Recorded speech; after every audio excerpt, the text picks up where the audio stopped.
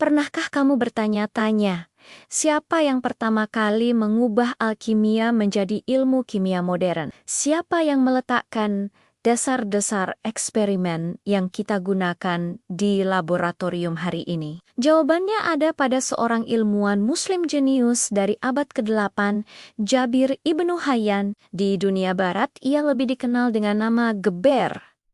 Yuk, kita telusuri kisah hidup dan kontribusinya yang luar biasa dalam episode kali ini. Jabir Ibnu Hayyan lahir sekitar tahun 721 Masehi di kota Tus, wilayah Khurasan, yang sekarang adalah bagian dari Iran. Nama lengkapnya adalah Abu Musa Jabir Ibnu Hayyan al-Asdi. Ia berasal dari suku Arab Est yang terpandang. Hidupnya dimulai dengan sebuah tragedi. Ayahnya, Hayyan al-Azdi, adalah seorang apoteker yang juga pendukung gerakan Abbasiyah yang menentang kekuasaan dinasti Umayyah. Akibat keterlibatan politiknya, ayah Jabir ditangkap dan dieksekusi. Jabir yang masih kecil bersama keluarganya terpaksa melarikan diri ke Yaman.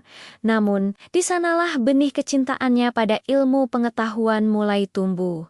Dalam lingkungan yang sangat menghargai pendidikan, zaman terus berganti. Dan pada tahun 750 Masehi, dinasti Abbasiyah akhirnya berhasil merebut kekuasaan. Ini menjadi titik balik bagi Jabir. Ia mendapat dukungan dari Khalifah Harun al-Rashid yang terkenal dan wazirnya, Yahya al-Barmaki. Di bawah naungan mereka, Jabir memiliki kebebasan dan sumber daya untuk mengembangkan ilmunya. Ia mendapat pendidikan formal dalam berbagai bidang, mulai dari kedokteran, farmasi, hingga ilmu yang paling ia cintai, kimia. Salah satu guru yang paling berpengaruh dalam hidupnya adalah Imam Ja'far al-Shadiq, seorang ulama besar yang juga ahli dalam berbagai cabang ilmu. Dari sang imam, Jabir belajar menggabungkan eksperimen praktis dengan landasan filsafat yang kuat, sebuah pendekatan yang akan mendefinisikan seluruh karyanya. Dengan dukungan istana, Jabir bekerja sebagai tabib dan ahli kimia. Ia kemudian mendirikan laboratorium pribadinya di Kufah, Irak. Tempat ini bukan sekadar ruangan biasa, melainkan pusat inovasi di mana dasar-dasar ilmu kimia modern mulai diletakkan.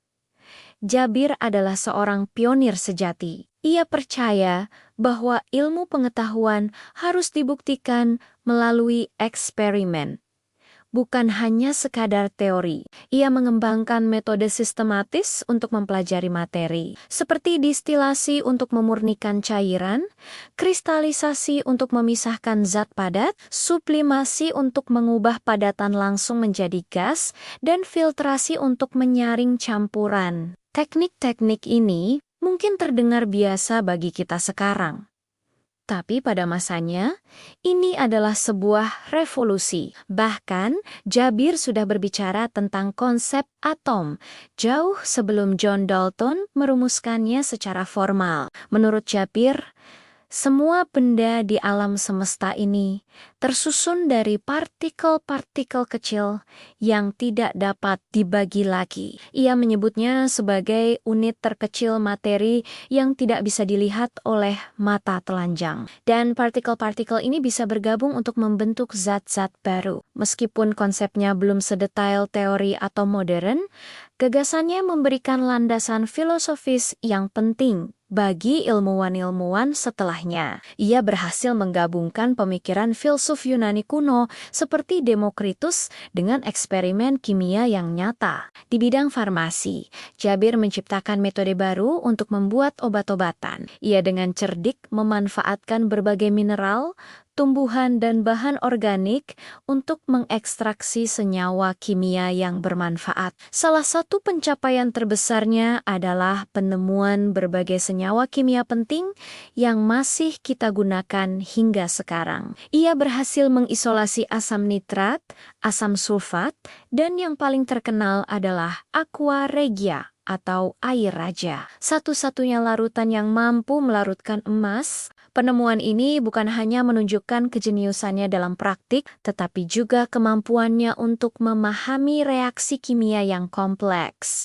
Kontribusi Jabir tidak berhenti di laboratorium. Ia adalah seorang penulis yang sangat produktif. Diperkirakan ia telah menulis lebih dari 3.000 manuskrip yang mencakup berbagai topik, mulai dari kimia, farmasi, filsafat, hingga astronomi. Karyanya yang paling monumental adalah Kitab Alkimia atau Buku Kimia. Buku ini begitu berpengaruh, sehingga pada abad ke-12, buku ini diterjemahkan ke dalam bahasa Latin oleh Robert dari Chester dan menjadi buku pegangan wajib bagi para alkemis di Eropa selama berabad-abad. Karyanya yang lain, seperti Kitab Al-Sabin atau Buku 70, adalah sebuah ensiklopedia kimia yang merinci teori dan teknik eksperimennya. Ada juga Kitab Al-Asrar atau Buku Rahasia, yang membahas berbagai proses kimia inovatif. Jabir juga menulis Kitab Al-Hajar atau buku tentang beta-batuan,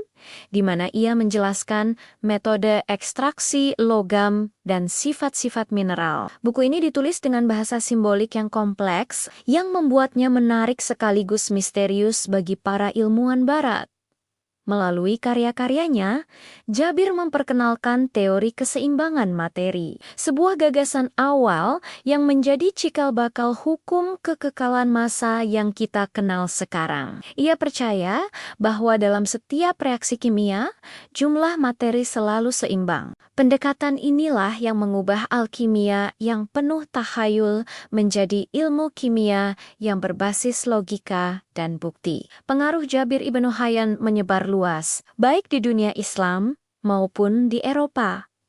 Ilmuwan besar Muslim seperti Al-Razi dan Ibnu Sina melanjutkan dan mengembangkan pemikirannya. Ketika karyanya diterjemahkan ke dalam bahasa Latin, nama Geber menjadi identik dengan otoritas tertinggi dalam ilmu kimia. Ilmuwan Eropa seperti Roger Bacon dan Albertus Magnus sering mengutip karya-karyanya. Warisannya bahkan terasa hingga abad ke-19 ketika John Dalton merumuskan teori atom modern. Dalton berhasil memberikan kerangka matematis pada gagasan yang telah dirintis oleh Jabir lebih dari 1.000 tahun sebelumnya. Karena semua kontribusinya, inilah Jabir Ibnu Hayyan dijuluki sebagai Bapak Kimia. Ia tidak hanya menemukan proses dan senyawa baru, tetapi ia juga memberikan kita metode ilmiah, cara berpikir yang sistematis dan berbasis eksperimen. Selain kejeniusannya, Jabir juga dikenal dengan gaya hidupnya yang sederhana. Meskipun dekat dengan lingkaran kekuasaan, ia lebih memilih menghabiskan waktunya di laboratoriumnya di Kufah. Namun, nasib kembali berbalik ketika keluarga Barmaki, pelindungnya, jatuh dari kekuasaan. Jabir pun mengalami masa-masa sulit dan memilih untuk hidup lebih tertutup hingga akhir hayatnya. Ia wafat sekitar tahun 815 Masehi di Kufah, kota tempat ia melakukan sebagian besar karyanya. Meskipun detail akhir hidupnya tidak banyak diketahui, warisan intelektualnya terus hidup dan berkembang. Lalu, seberapa relevan pengetahuan Jabir hari ini?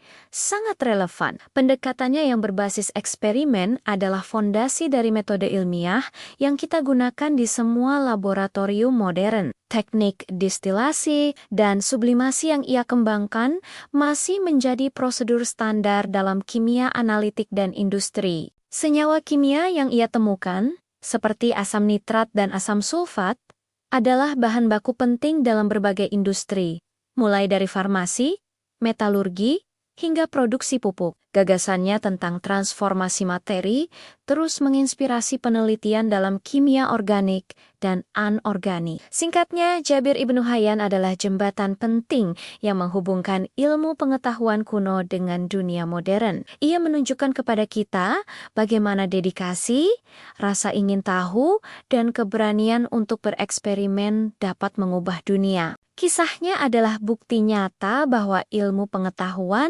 tidak mengenal batas waktu, budaya, maupun geografi. Kontribusi monumentalnya telah membentuk peradaban manusia dan akan terus menginspirasi generasi ilmuwan di masa depan. Terima kasih sudah menonton. Semoga kisah Jabir Ibnu Hayyan ini bisa memberikan inspirasi bagi kita semua untuk terus belajar dan berkarya. Jangan lupa untuk like, komen, dan subscribe agar tidak ketinggalan konten menarik lainnya. Sampai jumpa di video berikutnya.